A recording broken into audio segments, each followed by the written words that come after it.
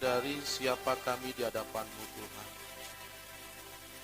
Bahwa kami tidak lebih daripada debu. Kami tidak lebih daripada bunga yang baru mekar dan kemudian layu. Kami menyadari bahwa kehidupan kami ini singkat, Tuhan. Untuk itulah, di dalam hidup yang singkat ini, kami senantiasa memerlukan Engkau untuk kami dapat membuat suatu keputusan-keputusan yang tepat, Tuhan. Keputusan-keputusan yang pada akhirnya membawa dampak dalam kehidupan kami, terlebih untuk kekekalan nanti ya Tuhan. Kami sudah memuji Engkau dan kami akan mendengarkan sabda-Mu. Kami mohon Roh Kudus untuk membimbing, menuntun kami, sehingga kami boleh memahami dan mengerti maksud daripada isi hati-Mu. Terima kasih Tuhan, kami siap belajar firman, dan di dalam nama Tuhan Yesus kami berdoa, haleluya, amin. Shalom Bapak Ibu, selamat pagi menjelang siang.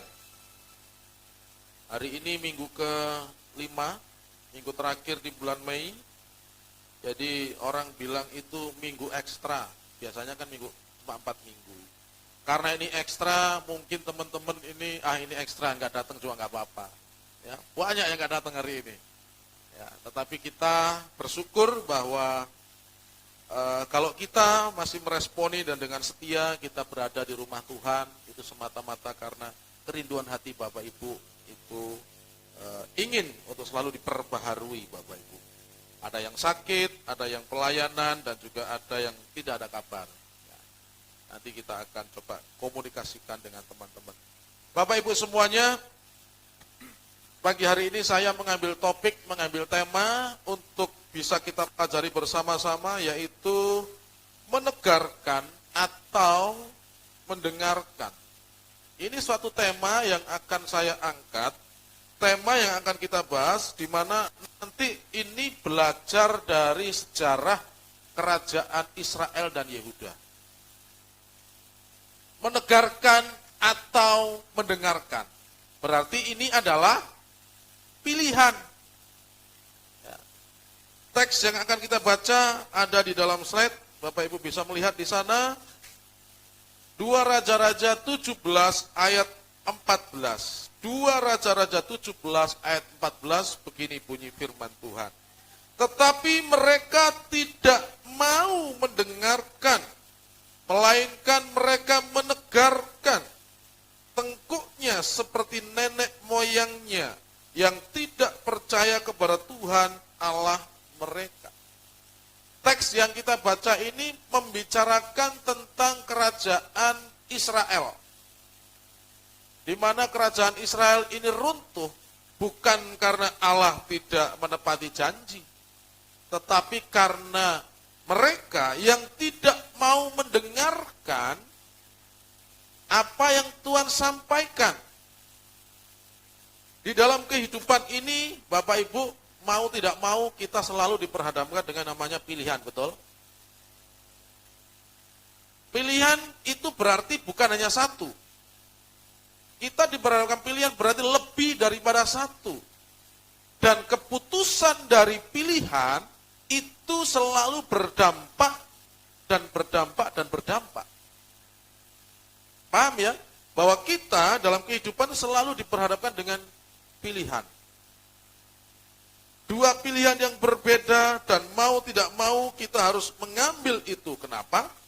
Karena ketika kita memutuskan tidak mengambil pilihan, itu sama saja kita sudah mengambil keputusan untuk memilih. Paham di sini ya? Ketika kita absen saja, tidak mengambil keputusan, itu sama halnya kita sudah mengambil keputusan. Keputusan di mana? Adalah keputusannya diserahkan kepada orang lain. Sebagai contoh ketika kita rapat, saudara.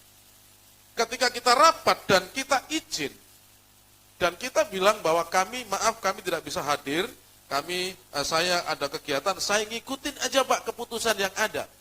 Artinya, Anda sudah mengambil keputusan, dan keputusan itu diserahkan ke orang lain. Lebih ngeri, mendingan kita yang memutuskan gitu loh, daripada diputuskan oleh orang lain. Nah, sekali lagi kembali kepada teks yang kita baca tadi, bahwa teks yang tadi kita baca itu berbicara, Tuhan berbicara kepada bangsa Israel. Konteks yang kita baca ini, Israel sudah pecah menjadi dua ya. Israel, ibu kotanya Samaria, dan Yehuda, ibu kotanya Yerusalem. Jadi ini sudah pecah nih. Jangan ketika saya nanti bicara kerajaan Israel, ini yang dipimpin Daud, Salomo, atau Saul, bukan. Ini adalah sudah terpecah. Ya, yang kita bicarakan adalah Israel yang sudah terpecah, di mana Israel itu ada 10 suku dan Yehuda ada 2 suku. Yang ada di kerajaan Yehuda adalah dari suku Yehuda dan Benyamin. Sisanya yang 12 suku, yang 10 suku, itu mereka memisahkan diri yang beribu kota di Samaria, Bapak Ibu. Nah, kerajaan Israel itu dipimpin oleh kebanyakan rakyat jelata. Artinya dari atas-atasannya itu nggak ada yang keturunan bangsawan. Mereka dari militer, mereka dari orang biasa yang memang dipilih oleh Tuhan. Tetapi naasnya saudara, kebanyakan pemimpin Israel itu orang-orang yang jahat. Ada sekitar 20 sampai kerajaan Israel ini jatuh, hanya 1 tanda kutip yang baik, itu Yehu. Itu pun kehidupannya juga jahat pada akhirnya. Selainnya itu bangsat semua. Semuanya itu jahat. Dan banyak yang mati dibunuh. Konflik politik. Nah, kerajaan Yehuda yang ada 2 suku ini, hampir sekitar 21 raja yang memimpin sebelum juga pada akhirnya tumbang, itu diisi oleh keturunan Daud, Salomo. Ya, dan hidup mereka itu ada yang nanti baik, ada yang bapaknya baik, anaknya tidak, cucunya baik. Ini Yehuda sejarahnya. Jadi sampai di sini kita memahami ya bahwa yang kita bicarakan ini adalah bangsa Israel atau kerajaan Israel yang sudah terpecah, yaitu Israel yang beribu kota di Samaria dan Yehuda yang beribu kota di Yerusalem, saudara. Nah, mereka Israel ini menegarkan, tidak mendengarkan. Akhirnya ada suatu dampak yang mereka alami. Kita berbicara masalah menegarkan lebih dahulu, Bapak Ibu semuanya. Menegarkan dan dampaknya. Saya tadi sudah sebutkan bahwa ada sekitar 20 raja yang pernah memimpin kerajaan Israel setelah Salomo. Ya. Dan raja yang terakhir itu adalah Hosea. Jadi yang kita bicarakan lagi adalah di mana zaman Hosea ketika memimpin kerajaan Israel atau kerajaan utara. Ya. Kita akan belajar sejarah, jadi mungkin agak bosan-bosan sedikit. Tapi kita nanti akan ambil maknanya, Bapak Ibu. Karena bagaimanapun sejarah ini dicatat oleh Tuhan dalam Alkitab supaya kita belajar. Supaya kita tidak mengalami apa yang namanya kehancuran, Saudara. Hosea, ya, ini pada masa pemerintahannya, Saudara, itu pada tahun ke-7 itu dikepung oleh kerajaan Asyur. Selama 3 tahun mereka hidup di dalam pengepungan dan mereka lockdown. Ya, tidak bisa melakukan hubungan luar negeri kerajaan Israel ini. Dan bisa dibayangkan 3 tahun lockdown, apa yang terjadi di dalam kerajaan itu? Kelaparan iya. Ya, stabilitas politik pasti goyang. Perekonomian apalagi? Negara kita yang nggak jauh-jauh negara kita, Papua saja, Saudara, yang di lockdown sama pemerintah daerah beberapa bulan, terasa betul? Terasa, Saudara. Berbagai segi perekonomian, pendidikan, Saudara, itu semuanya banyak dilakukan di rumah. Ya. Banyak juga PHK terjadi di sana. Nah, ini 3 tahun dikepung, mereka tidak bisa melakukan kegiatan apapun, Saudara. Ini kita bisa bayangin ya, situasi yang terjadi di Israel. Nah, awal permasalahan yang ada dalam kerajaan Israel ini, saudara bisa buka di dalam 2 Raja-Raja 17. Kita akan bahas 3 pasal, karena kita bicara sejarah. Ya. Nah, saya akan coba meringkas demikian rupa. Ya. awal permasalahannya, kenapa tidak menegarkan ini? Ya, 2 Raja-Raja 17 ayat yang ketiga. Dikatakan, Salmaneser Raja Asyur maju melawan Hosea dan menaklukkannya. Hosea di sini adalah kerajaan Raja Israel, ya. Salmaneser Raja Asyur maju melawan dia, Hosea takluk kepada serta membayar upeti. Ini ayat 3. Ayat 4, Hosea mengadakan kesepakatan gelap kepada So, Raja Mesir. Ayat 4, saya bacakan. Tetapi kedapatanlah oleh Raja Asyur bahwa di pihak Hosea ada persepakatan.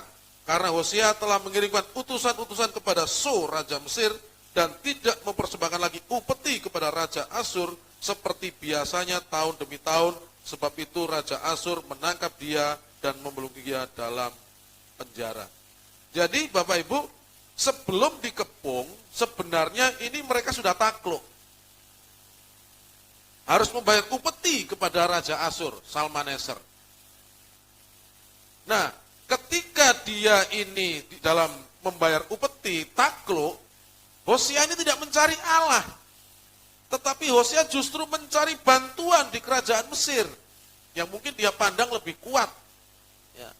Dengan harapan kerajaan Mesir bisa membantu membebaskan Hosea dengan Israelnya, supaya tidak tunduk kepada Raja Asyur. Kita bisa lihat, tidak ada makan yang gratis, kan gitu. Ada statement atau ada peribahasa dalam politik itu, tidak ada makan yang gratis. Artinya pasti ada sesuatu, kalau ada kesepakatan, ada sesuatu gitu. Seandainya Raja Mesir ini bisa mengalahkan Asyur pun, Israel pasti akan tunduk juga kepada Mesir. Dia tidak mau. Yang ketiga, awal masalahnya adalah Raja Asyur setelah mengetahui kesepakatan gelap pengkhianatan ini, dia mencoba untuk merebut Samaria, ibu kotanya nih. Kalau tadi itu sudah dikalahkan wilayah-wilayahnya, ya, akhirnya untuk keselamatan masyarakat mereka tunduk dan membayar upeti. Dan karena diketahui bahwa mereka berkhianat, maka Raja Asyur ini memerintahkan untuk merebut ibu kota dengan mengepung selama 3 tahun, ayat 5 dan 6. Kemudian majulah Raja Asyur menjelajah seluruh negeri itu, ia menyerang Samaria dan mengepungnya 3 tahun lamanya. Dalam tahun ke-9 zaman Hosea, maka Raja Asyur merebut Samaria. Ia mengangkut orang-orang Israel ke Asyur ke dalam pembuangan dan menyuruh mereka tinggal di Halal, di tepi sungai Habor, yakni sungai negeri Gosan, dan di kota-kota orang Madai.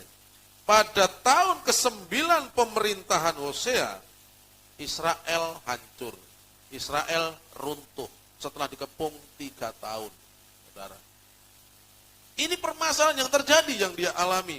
Kenapa Israel sampai hancur? Pertanyaannya, bukankah Allah sudah berjanji kepada Abraham, kepada Ishak, kepada Yakub? Bukankah Allah juga sudah berjanji bahwa keturunanmu itu tidak akan punah dan kerajaanmu akan kokoh selama-lamanya? Di sini bukan karena Allah yang tidak menepati janji, saudara. Kita lanjut lagi ke berikutnya, saudara.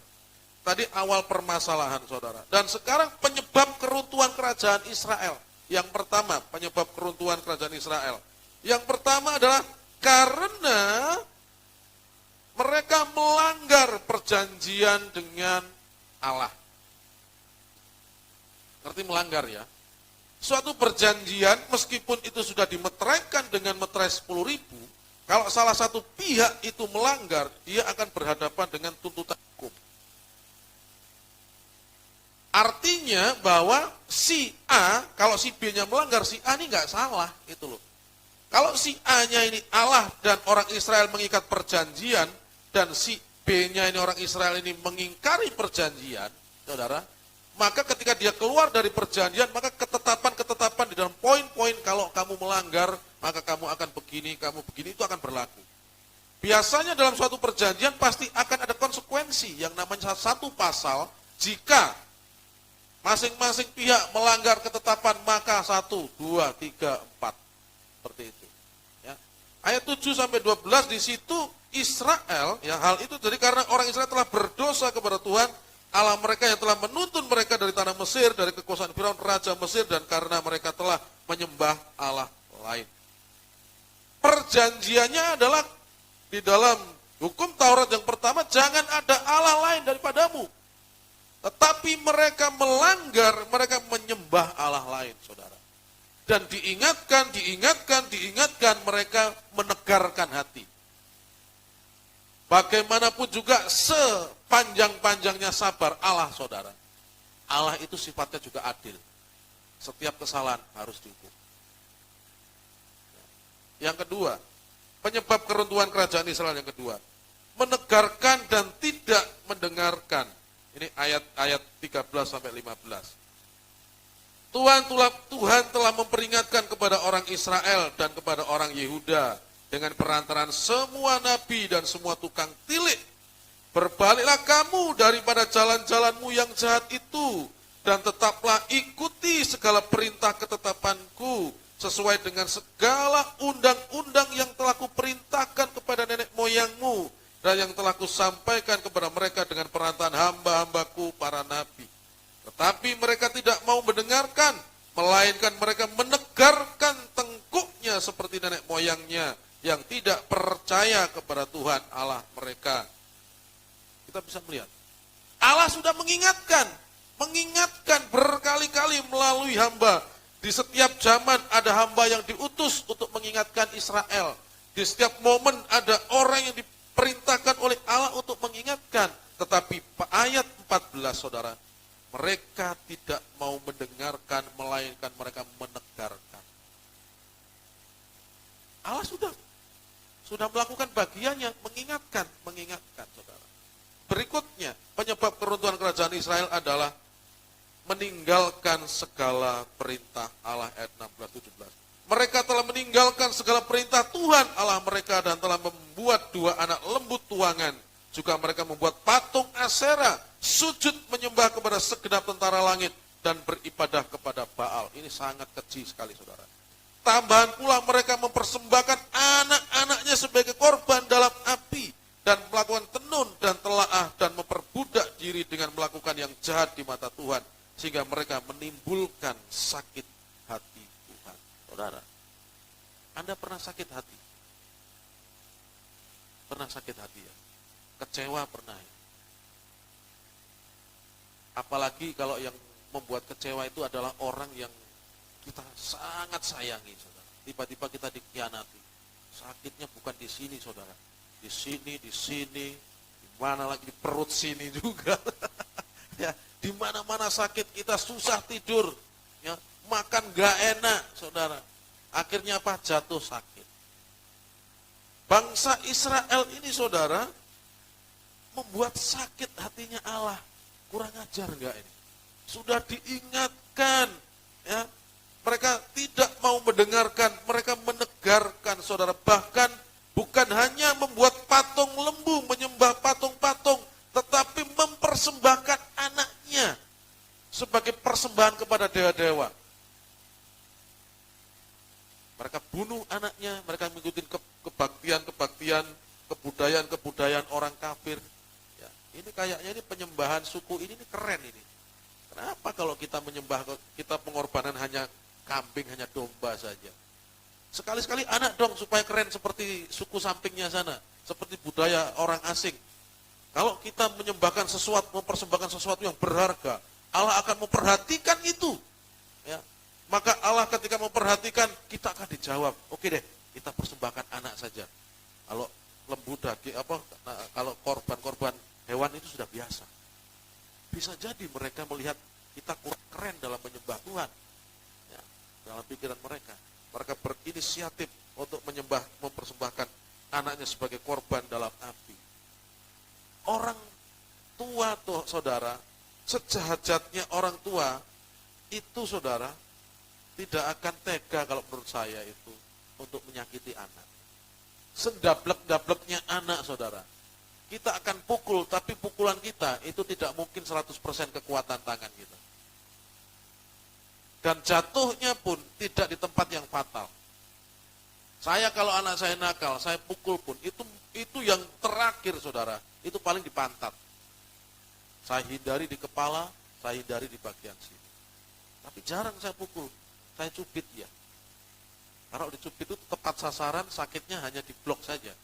Tek, sini sudah, sini aja yang merah sudah, mau apa lagi? Ya. Sakitnya tuh di sini kalau dicubit. Ya. Ini penyebab keruntuhan kerajaan Israel, saudara. Akibatnya, dampaknya, saudara, dari hal-hal yang tadi dia lakukan, menyakiti Allah, menegarkan hati, akhirnya meninggalkan perjanjian. Dampaknya, saudara, dampaknya yang pertama, itu Tuhan murka. Ayat 18. Sebab itu Tuhan sangat murka kepada Israel dan menjauhkan mereka dari hadapannya. Tidak ada yang tinggal kecuali suku Yehuda saja.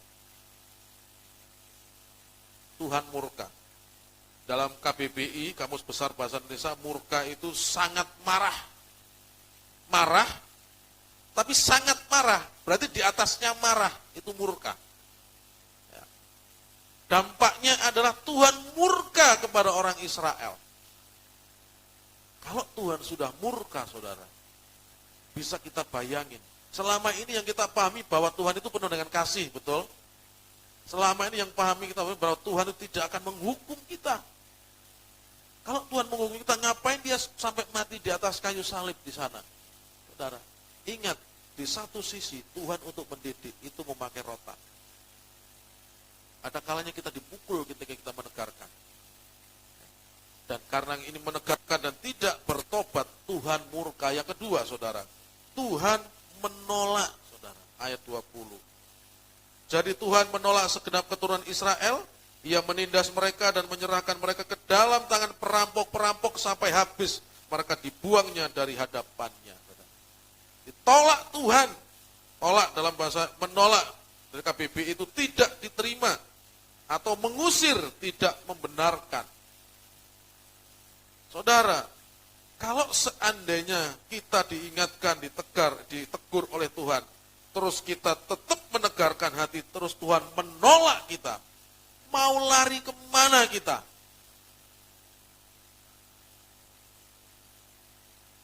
Bangsa Israel ini keturunannya Abraham, bapak orang beriman. Dan Tuhan berjanji akan menjadikan bangsa yang besar seperti pasir di laut banyaknya. Tetapi pada akhirnya Tuhan menolak, bukan karena Tuhan yang jahat, tetapi karena orang-orang Israel sudah diingatkan, mereka menegarkan hati, saudara. Dampak yang ketiga, yaitu dijauhkan dari hadapan Tuhan. Yang membuat suasana hati damai itu karena adanya Tuhan, saudara. Kalau Tuhan sudah tidak ada, saudara, dalam hati kita, dan kita jauh daripada Tuhan, sekaya apapun Anda, setinggi apapun jabatanmu, saudara, ya, sebanyak apapun relasimu, tidak akan ada damai, saya jamin itu. Justru yang ada adalah kerakusan. Ketika orang sudah mendapatkan suatu posisi, dia ingin mendapatkan posisi yang lebih tinggi, tinggi lagi. Ketika orang yang sudah kaya, saudara, dia ingin lagi lebih kaya lagi, saudara. Karena tidak ada yang namanya kepuasan diri. Dia ingin lebih dan lebih, saudara. Kalau Tuhan sudah menjauhkan, saudara, mau kemana kita? Orang yang paling malang adalah ketika orang itu dijauhi oleh Tuhan. Jangan berpikir Tuhan tidak menjauhi Anda, saudara. Kalau Anda tegar tengkuk tidak mau bertobat, saudara, masih banyak orang yang bisa Tuhan pimpin. Masih banyak orang yang Tuhan ingin bentuk untuk menjadi keinginannya Tuhan, saudara. Karena pada dasarnya kita ini salah konsep begini. Tuhan memerlukan aku. Tidak mungkin Tuhan menghukum aku, saudara. Kita ini yang memerlukan Tuhan. Kita ini yang memerlukan Tuhan, gitu loh.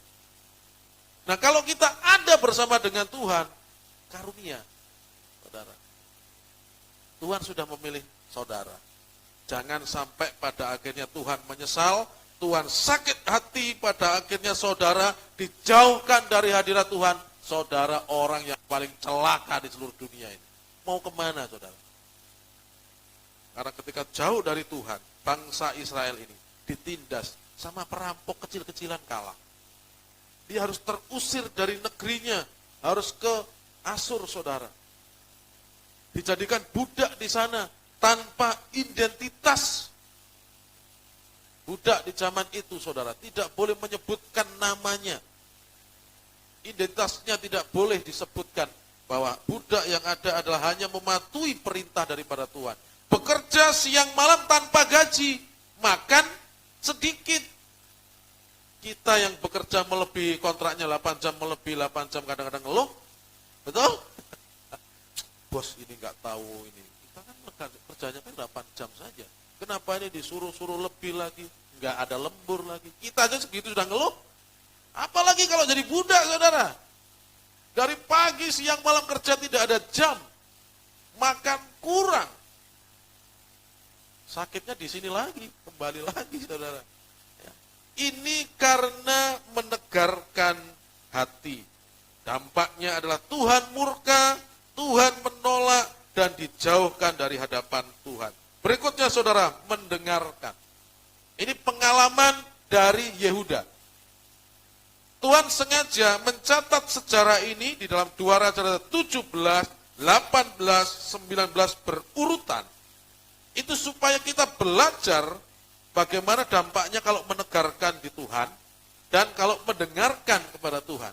Sama-sama diperhadapkan dengan permasalahan yang sama, tetapi outputnya berbeda. Perbedaannya di mana? Perbedaannya karena mendengarkan Allah, saudara. Itu tadi bangsa Israel, sekarang kita masuk ke kerajaan Yehuda. 1 Raja-Raja 18 dan 19. Memang banyak, kita bicara sejarah. Kalau bicara sejarah memang kadang-kadang membosankan. Tetapi kita ambil poin-poinnya, saudara. Yehuda itu sekitar ada 21 raja yang pernah memerintah. Dan lamanya kerajaan Yehuda itu sekitar 500 tahunan, saudara. Lebih lama kerajaan Yehuda, saudara. Kerajaan Yehuda yang kita bicarakan hari ini adalah kerajaan Yehuda yang ada di dalam masa pemerintahan Hizkia. Dia berumur 25 tahun waktu ia menjadi raja dan memerintah selama 29 tahun. Ini ada dalam 2 Raja-Raja 18 ayat yang kedua.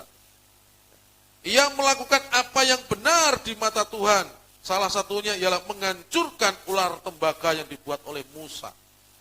Ternyata ketika di padang gurun orang sedang waktu itu Tuhan sampai membuat ular tembaga ke atas yang melihat itu tidak akan mati, saudara.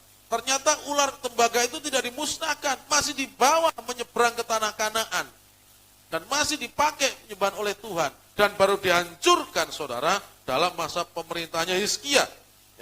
Dalam tahun keempat masa pemerintahannya, yaitu tahun yang ke-7 Raja Hosea, Raja Israel, itu Asur mengepung. Jadi tahun dia memerintah 4 tahun, Yehuda, Hizkia ini. Maka tahun yang ke-7 Hosea di Israel itu dikepung oleh Asur, gitu ya. Dan ini suatu pelajaran yang penting bagi Yehuda supaya apa? Mereka belajar dari kesalahan Israel. Kenapa? Karena 8 tahun setelah Israel dikepung, saudara, ternyata Yehuda juga diserang dan dikepung oleh Asyur. Dan pada akhirnya Raja Hizkia ini belajar dari kekalahan, dari kehancuran kerajaan Israel. Bingung ya? Ini sejarah, saya sampaikan ya. Nah, kita langsung masuk ke poinnya, saudara. Awal permasalahan yang dihadapi oleh Hizkia, Raja Yehuda. Dalam tahun ke-14 masa pemerintahannya, Raja Asur menyerang segala kubu Yehuda dan merebutnya. Dalam tahun ke-14 Raja Yehuda. Artinya 8 tahun setelah Israel diruntuhkan oleh Raja Asur, ternyata Raja Asur ini menyerang Yehuda. Sudah ganti nama rajanya. Kalau yang menghancurkan kerajaan Israel tadi Salmaneser, tetapi untuk yang sekarang ini yang sedang mengepung itu sudah ganti, saudara, nama raja Asur, yaitu Sanherib. Hanya 8 tahun mereka berkuasa sudah ganti. Mempertahankan kekuasaan dengan macam-macam percuma juga. Ya. Ini awal permasalahan, mereka terkepung. Yang kedua, karena mereka terkepung pada awalnya Hizkia ini tunduk dan memberi upeti. Mereka tunduk juga, Hizkia ini ya. Yang lanjutnya, ketika mereka tunduk dan karena Tuhan baik, karena Hizkia berbuat baik, maka Hizkia ini bisa memenangkan atas orang Asyur. Tetapi apa yang terjadi kemudian adalah pasukan Asyur, saudara, mendekat ke Yerusalem dengan kekuatan yang sangat besar dan mengintimidasi. Hizkia tunduk dan memberi upeti itu karena bagian-bagian wilayah Yehuda itu sudah ditundukkan oleh kerajaan Asyur. Dan kerajaan Asyur ini ingin lebih lagi menekan, maka dia mengepung ibu kota Yehuda. Ibu kota dari kerajaan itu. Contohnya begini, ada kerajaan luar yang menyerang kerajaan A, menyerang Indonesia, Papua dikalahkan, Maluku dikalahkan, gitu ya. Aceh dikalahkan, Kalimantan dikalahkan, tetapi Jakarta, Jawa belum. Ini begitu. Nah, pada akhirnya yang ketiga ini pasukan Asyur mendekat untuk menguasai ibu kota, ya, dengan kekuatan yang sangat besar dan mengintimidasi. 18 ayat 17. Sesudah itu Raja Asyur mengirim panglima, kepala istana dan juru minum agung dari Lakis kepada Raja Hizkia di Yerusalem, disertai suatu tentara yang besar. Mereka maju dan sampai ke Yerusalem. Setelah mereka maju dan sampai ke situ, mereka mengambil tempat dekat saluran kolam atas yang di jalan raya Padang Tukang Penatu, saudara. Dan mereka mengintimidasi, pokok-pokok intimidasi yang disampaikan oleh panglima dan juru minum kerajaan Asyur. Yang pertama, jangan gunakan siasat yang lama, ya, karena memang kerajaan Yehuda pernah memberontak dan menang, ya, ayat 18 pasal 18 ayat 7 dan 20. Kamu dulu memang oke deh, tetapi untuk sekarang aku datang dengan kekuatan yang lebih lagi, jangan gunakan siasat yang lama, aku sudah tahu. Tidak ada ampun. Ini intimidasi dari kerajaan Asyur. Yang kedua, jangan mengandalkan Mesir seperti halnya orang Israel. Yang ketiga, saudara, intimidasinya jangan mengandalkan Allahmu deh. Israel yang satu rumpun dengan kamu, itu aja kalah dengan dewaku. Ya.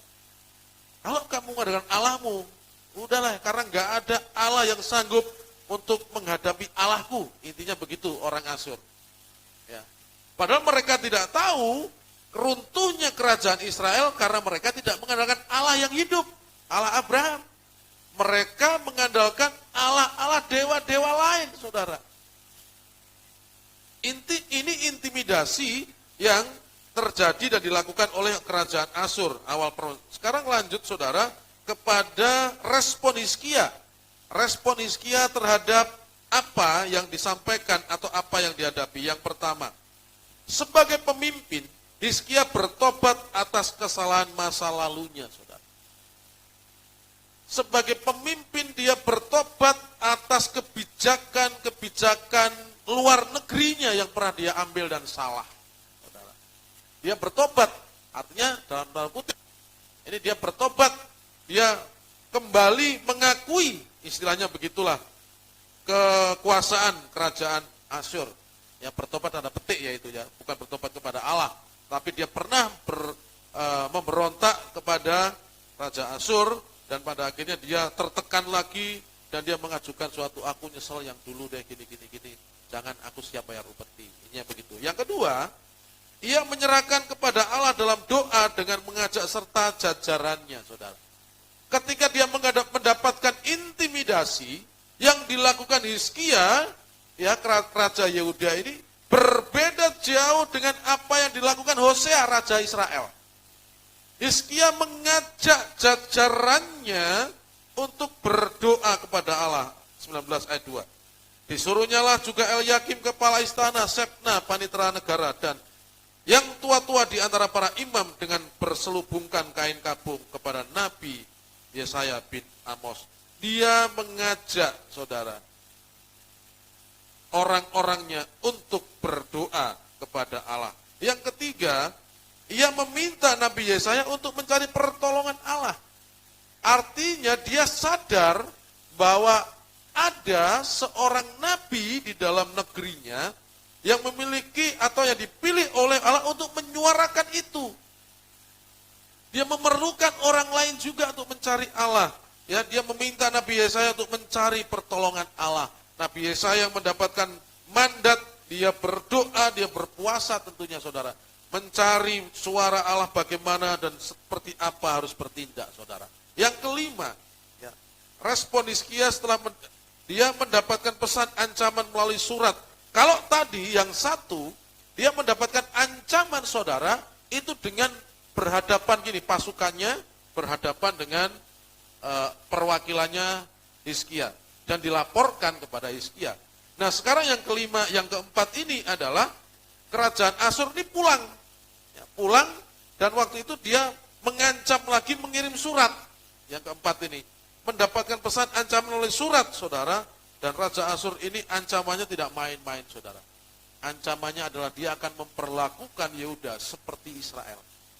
Akan dihancurkan, masyarakatnya akan dibuang, akan dijadikan budak, saudara. Tetapi apa respon daripada Hizkia dengan ancaman surat ini yang kelima? Responnya membawa masalahnya kepada Tuhan. Semua punya masalah? Punya, saudara. Saya di dalam pelayanan ini juga banyak memiliki masalah, saudara. Tetapi saudara, saya belajar dari Hizkia, ini memberkati saya terlebih dahulu. Saya tidak mau memandang masalah yang ada di sini, tetapi saya mau memandang Allah yang memberi masalah, yang mengizinkan itu. Saya mau memandang Allah yang mampu, saudara, melepaskan Yehuda dari kepungan kerajaan Asyur ini, saudara. Akhirnya saudara, dampak saudara dari apa yang dilakukan oleh Hizkia, dampaknya adalah doanya itu dijawab Tuhan melalui nubuatan Nabi Yesaya. Ya. 2 Raja-Raja 19 ayat 20 sampai 35 itu nubuatan daripada Nabi Yesaya, jawaban Tuhan atas pergumulan, atas kerendahan hati Hizkia untuk minta pertolongan kepada Tuhan, atas hati yang mau mendengarkan Tuhan, saudara. Poin-poinnya saja saya sampaikan. Nubuatannya satu, selama pengepungan tidak ada kelaparan, karena tanah di Yerusalem akan mengeluarkan hasil.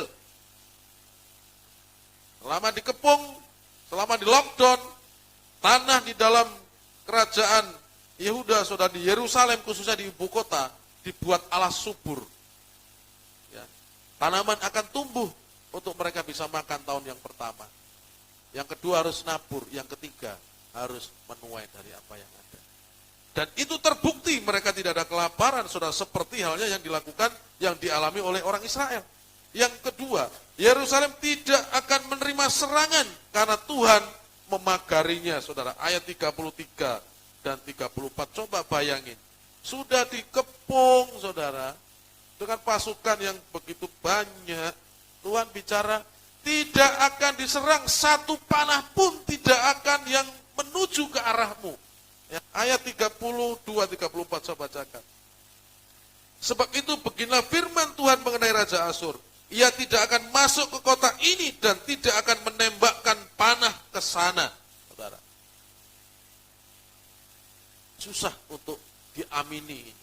Bagaimana dihadapan dengan mata sendiri melihat pasukan yang begitu besar.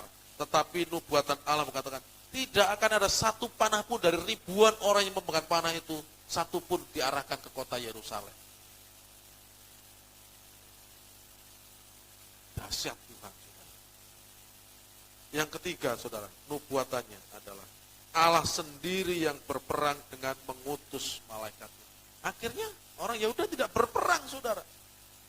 Ya, menyerahkan sepenuhnya kepada Tuhan, dan Tuhanlah yang berperang. Tetapi hasilnya dinikmati oleh orang Yehuda yang ada di Yerusalem. Enak enggak ini? Kalau kita mendengar Tuhan, enak, saudara. Ya, Tuhan yang berperang, Tuhan yang menjaga. Ini kasusnya yang ada di dalam Yehuda, saudara. Tetapi bukan karena Yehuda langsung enak-enak, enggak. Mereka juga melakukan firman Allah ini kadang-kadang susahnya. Menaati firman Allah ini yang susah, saudara. Tetapi karena ketaatan dari pasukan, ketaatan dari Yehuda, Allah sendiri yang berperang. Ayat 19, pasal 9 ayat 35 dan 36. Sebab itu, ayat 35, maka pada malam itu keluarlah malaikat Tuhan, lalu dibunuhnyalah 185.000 orang di dalam perkemahan Asyur. Keesok harinya, pagi-pagi tampaklah semuanya bangkai orang-orang mati belanga.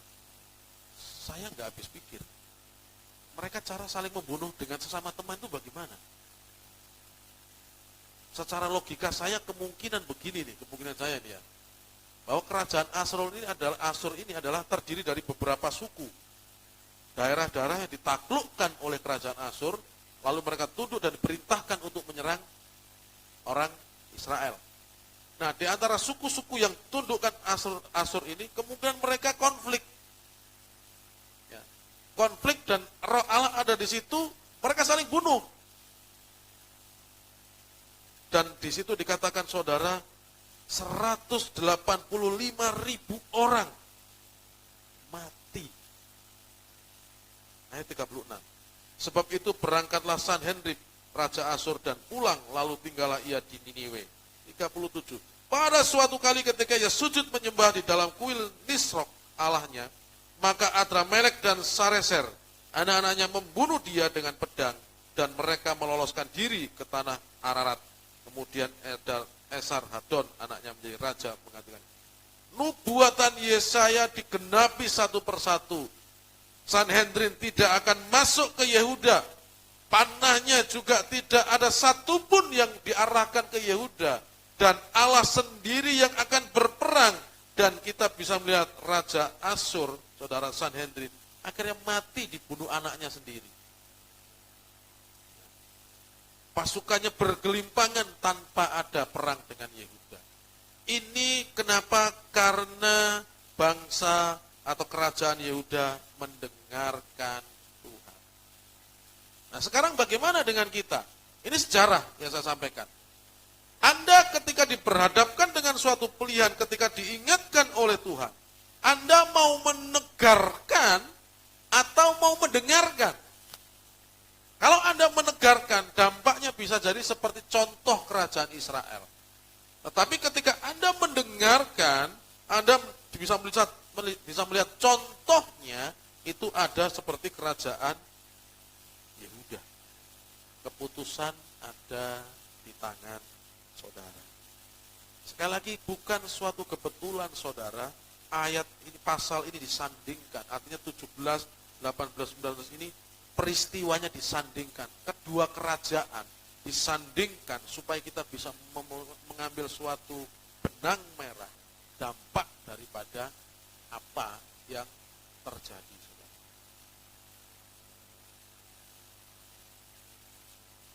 Sekali lagi, saya tarik dalam kehidupan kita. Kehidupan kita, saudara, itu dibatasi dengan waktu. Saya tadi malam dengan teman-teman pemuda, kita melakukan ibadah perdana. Di situ ada game. Ya, gamenya sangat seru, itu mempelajari tentang kehidupan. Dan anak saya Kensi bilang, Pak, sebenarnya saya mau ikut, tetapi Bapak enggak ajak saya.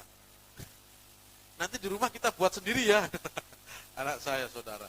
Nah, saya rindu, saudara, sebenarnya ini kita coba buat juga di sini.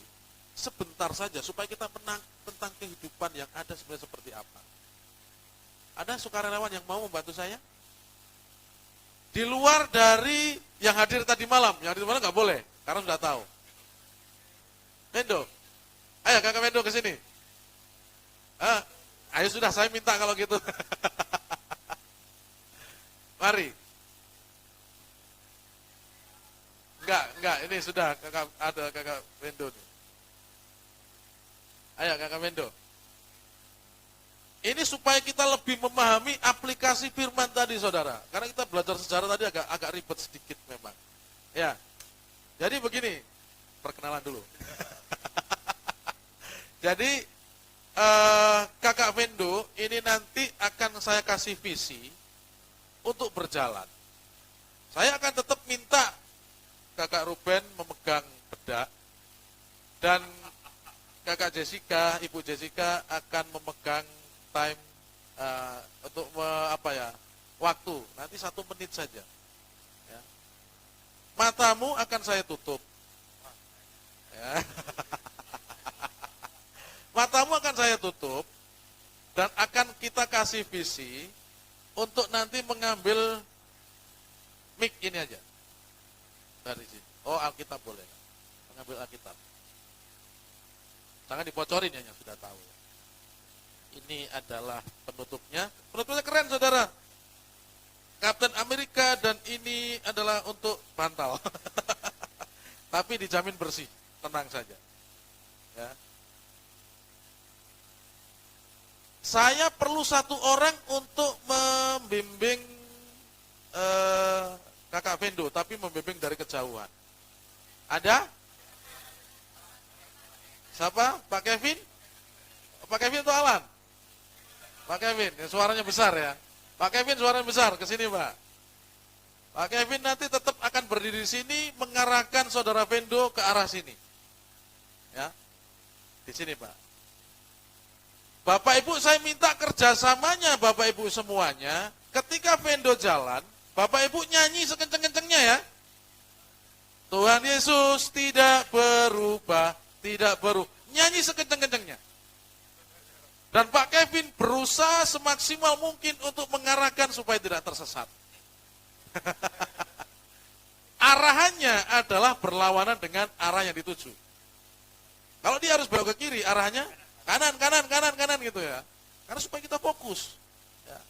Nanti ke sana, saya minta nanti Kakak Oliver, ini kameranya bisa diarahkan ke sana ya, karena akan belajar dari belakang sana. Jadi, paham ya maksudnya ya? Visinya apa? Alkitab di sini. Dari titik 7 yang akan saya ini nanti ya. Tapi matanya ditutup ya.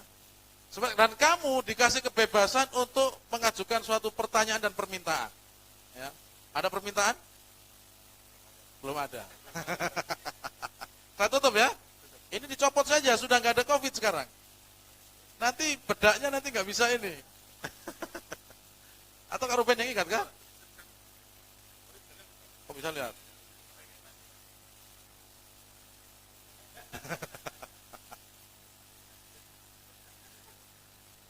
Bapak Ibu tugasnya ingat ya. Apa tadi? Nyanyi ya. Nyanyi sekenceng-kencengnya ya. Usahakan suaranya Pak Kevin tertutup kalau bisa. Ini ngikat dendam ini. Ngikat dendam ini.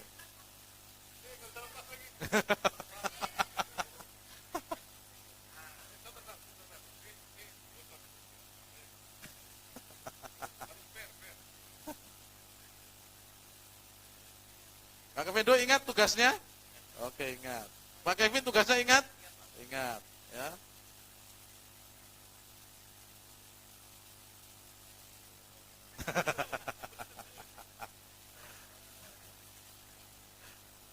Nanti 1 menit aja waktunya Bu Jessica ya.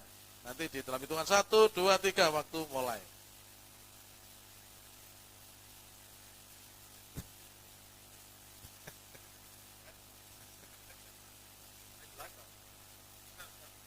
Sudah?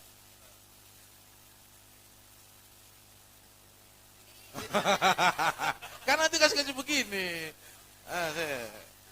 Putar sedikit. Ayo, jalan sama saya.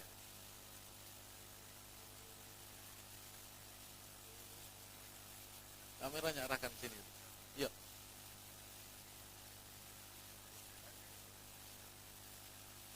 Ketika kamu nabrak sesuatu, nanti kamu akan dikasih tanda sama Kakak Ruben. Ya, putar sedikit, putar sedikit, putar sedikit. Bapak Ibu ingat ya dalam hitungan ketiga, jangan ditaruh di jalan. Oh iya, itu boleh. Jangan. Ingat visinya apa? Apa? Ambil Alkitab yang ada di depan. Bapak Kevin ingat tugasnya? Oke, dalam hitungan yang ketiga kamu bisa ngikutin arahan Pak Kevin. Saya mau tanya sekali lagi, kira-kira perlu saya bantu nggak? Mampu? Oke, mampu. Oke, sudah, kalau begitu. Oke ya, 1, 2, Bapak Ibu nyanyi ya. 1, 2, 3.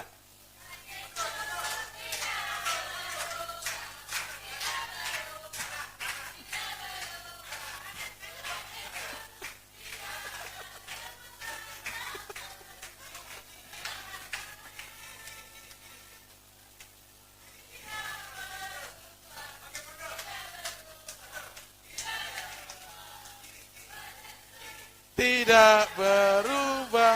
Bapak Kesin kasih selama-lamanya. Yesus tidak berubah, tidak berubah, tidak berubah. Tuhan Yesus tidak berubah, tak berubah. Waktunya Bu Jessica bagaimana? Tuhan Yesus tidak berubah, tidak berubah, tidak berubah.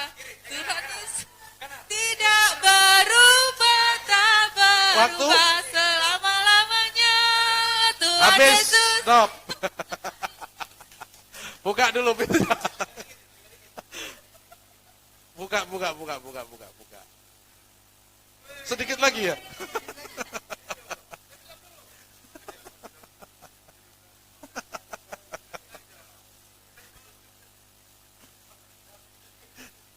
Oke. Sini dulu lah. Bapak Kevin juga di sini. Karena saya mau aplikasikan Bapak Ibu. Saya mau aplikasikan game ini. Ini aplikasi dari firman Tuhan yang juga sempat saya sampaikan Bapak Ibu. Pertama, bahwa kita hidup itu memiliki start dan finish, betul? Start kita di ketika kita lahir. Finish kita adalah ketika kita meninggal. Kenapa tadi kita kasih waktu, saudara? 1 menit. Mau nggak mau hidup kita ini memang dikasih waktu sama Tuhan. Betul? Pak, terlalu singkat 1 menit. Makanya kalau kita menyadari terlalu singkat, pergunakan itu sebaik mungkin. Yang kedua, yang mau saya sampaikan adalah, Saudara Vendo, ketika dia berjalan, visinya tahu ya?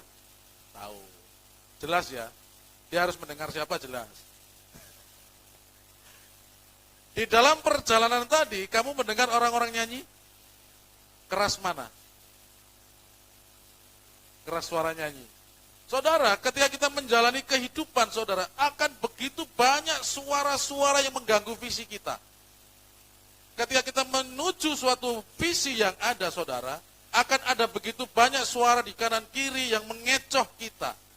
Ya. Dan tidak, kita bisa melihat, dia nggak fokus menabrak ke sana, ke sini, akhirnya hukuman ada di mana-mana itu. Ya. Apa yang bisa saya pelajari ini adalah ketika kita berjalan, saudara, menjalankan visi yang Tuhan kasih, saudara akan selalu ada yang namanya godaan. Betul? Akan ada suatu bisikan-bisikan, kok begini, kok begini, kok begini. Padahal ada yang memandu, saudara. Tapi satu hal yang sebenarnya dia bisa selamat dan tidak mendapatkan hukuman dalam coretan ketika kamu tak tanya begini. Perlu bantuan saya? Kamu bilang apa? Bisa. Saudara, kebanyakan kita dalam menjalani hidup, saudara, ketika Tuhan bilang, ini loh penolong, ini loh Roh Kudus, tapi kita sering bilang, tidak perlu deh, aku mampu Tuhan. Tadi kalau dia minta tolong saya ini matanya nggak saya tutup. Ya, kalau dia minta tolong saya, Bapak Ibu, ya, saya akan bimbing dia jalan ini. Nggak akan nabrak ke sana tadi dia. Ya, begini, seandainya dia mau menabrak kursi pun, mungkin saya akan ke sini, saudara. Saya akan lindungi dia. Ya, tahu maknanya? Dia tidak menggunakan kesempatan yang saya tawarkan, saudara. Silakan duduk, saudara. Terima kasih. Saudara, kita bisa melihat, saudara, di sini bahwa kita sering untuk menegarkan hati, tidak mau mendengarkan suara Tuhan. Kita merasa bahwa dengan pengalaman, dengan kekayaan, dengan kepintaran pendidikan, aku mampu menjalani kehidupan ini. Dengan pengalaman yang ada, aku dulu begini, setelah aku perbaiki, aku tidak jatuh lagi, saudara. Itu kesombongan di hadapan Tuhan. Bagaimanapun Tuhan sudah menawarkan Roh Kudus sebagai penolong, pakai itu senantiasa, saudara. Ya. Tadi malam juga begitu, 3 kelompok pemuda, saya tawarin semuanya, tidak ada yang mau. Kenapa kamu bisa? Yakin semuanya bisa, saudara. Bahkan saudara Titus yang membuat rutenya sendiri, saudara, itu pun dia sudah hafal sebelum teman-teman datang, dia sudah 1, 2, 3, 5 langkah harus belok kiri. Sambil jalan 5 kanan. Ketika mulainya, saudara, saya tidak tutup mata dari sana. Saya tutup mata dari sini, saya ajak jalan sana. Buyar apa yang dia pikirkan, saudara. Artinya dia berusaha bahwa aku sudah belajar, aku sudah tadi tak ini. Ternyata startnya berbeda. Apa rumus yang dia 5 langkah belok kiri, itu buyar dan dia nabrak-nabrak dan banyak yang justru malah baru di ujung sudah habis waktunya. Saudara. Ada yang 1, saudara, sampai selesai. Cepat sekali, tapi belum sampai selesai. Tapi belum sampai visinya selesai, dia sudah begini-begini, saudara. Padahal visinya ambil Alkitab, tapi setelah menyelesaikan rintangan di depan, dia sudah begini, lupa visinya, saudara. Berapa banyak kita seperti itu? Ya, kita analogikan dengan game dan kita ketawa, tapi itu sebenarnya kita juga begitu. Ya, saya udah mau main musik untuk kita bisa ke depan. Mari kita bangun komitmen kita kembali, Bapak Ibu. Kita nyanyikan satu pujian yang juga memberkati kita, memberkati kami. Ya. Ku mau cinta Yesus, ini pujian yang lama, dan ini pujian ini syairnya, saudara, ini adalah syair untuk membangun komitmen, untuk mengasihi Kristus kembali. Mungkin selama ini kita sudah melenceng ke kanan, ke kiri, saudara, daripada kehidupan kita. Dan sekali lagi, saudara, kesimpulan yang bisa saya sampaikan kepada kita melalui firman ini bahwa kerajaan Israel runtuh bukan karena Allah ingkar janji, tetapi karena Israel menegarkan hati, mengindahkan peringatan, menolak perjanjian dengan menyakiti hati Allah. Yang kedua, Yehuda terluput dari kehancuran karena dia mendengarkan, bukan menegarkan. Dia mendengarkan suara Allah daripada suara intimidasi yang ada di depan mereka. Kesimpulan yang ketiga adalah Yehuda atau Hizkia fokus pada Allah penguasa, mengendalikan meski sementara tidak kelihatan. Dia percaya dengan janji Allah, meskipun mata jasmaninya melihat pasukan yang begitu besar, tetapi dia mempercaya kepada janji Allah yang tidak kelihatan dengan mata. Dan pada akhirnya dia terluput. Yang terakhir, dengarkanlah suaranya, lakukanlah perintahnya, lihatlah Allah bekerja, nikmati hasilnya, saudara. Mari kita kerjakan bagian kita, biarkan Allah dengan kekuasaan yang sempurna itu, saudara, untuk maju, saudara. Ini saya tampilkan visi kita. Visi gereja ini adalah menjadikan segala bangsa sebagai murid Kristus, bukan pengikut Kristus, saudara. Ini visi kita, saudara. Dan ini saya berusaha juga untuk menggenapi dalam diri saya. Saya sering diskusi dengan saudara Ruben. Sama-sama kita diskusi, kita coba ya, menjadikan segala bangsa murid Kristus, bukan percaya saja. Murid, artinya murid itu siap diajar, siap didisiplinkan. Murid kan disiplin. Ya. Berkarakter hamba, bukan yang sedikit-sedikit menunggulkan kepala begini, saudara, kepada Tuhan, kepada otoritas. Mentalnya tetapi prajurit, bukan mental yang loyo-loyo. Kalau saudara mau ke Rindam, saudara ada tulisan di sana, ragu mundur. Ya. Ini visi kita, dan saya rindu ini menjadi bagian daripada kehidupan gereja ini, saudara. Kita mulai, dan Tuhan sedang melakukan seleksi di dalam tubuh Kristus di tempat ini, saudara. Yang tidak kuat dengan seleksi menjadi murid Kristus akan keluar dari gereja ini. Akan mencari yang nyaman. Tetapi saudara tidak akan bertumbuh, akan muter-muter di situ, saudara. Apalagi kalau saudara masuk dalam gereja yang isinya adalah khotbah tentang berkat, saudara. Ya. Menjadikan segala bangsa sebagai murid Kristus yang memiliki karakter hamba. Artinya siap diteror, ya, kita memang hamba. Tetapi hamba yang bermental prajurit, yang tidak mau menyerah, saudara. Terus melangkah ke depan. Orientasi prajurit adalah menjalankan perintah, menyenangkan komandan. Berat enggak ini? Tetapi ini visi Tuhan yang Tuhan kasih ketika gereja ini mau berdiri. Dan ini ada di belakang sana, ada di depan sana, saudara. Ini saya sengaja mengingatkan kepada kita. Tuhan sedang menyeleksi, saudara, kita di tempat ini. Aku mau cinta Yesus, kita dengan pujian. Haleluya. Sementara kita nyanyikan pujian ini, nanti mari kita pahami syair demi syair, kalimat-kalimat. Cinta Yesus selamanya.